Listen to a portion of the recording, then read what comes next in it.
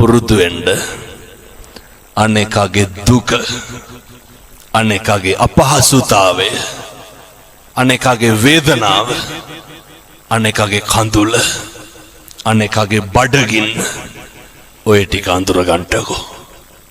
ඕවට කොහෙන්ද ආගමක්? ඕවට කොහෙන්ද ජාතියක්? අනේක අපහසුතාවයට පත් වෙන තැනදී උදව් කරන්න, අනේකගේ පීඩනය දැකලා කරුණාව දක්වන්න.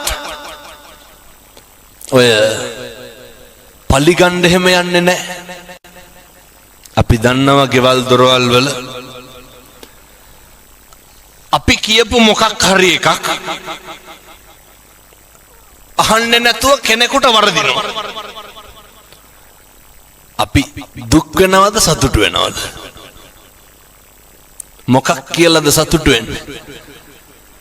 ඕන් අපි කිව්ව ඇහුවේ නැහනේ, දැන් කරගත්තා වේ කියන්නත්.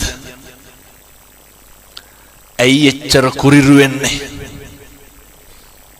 ඕකයි තියාගන්න එපා. ඒක වරදිනවනේ මිනිස්සුන්ට. හෙට අපිට වරදින්න පුළුවන්.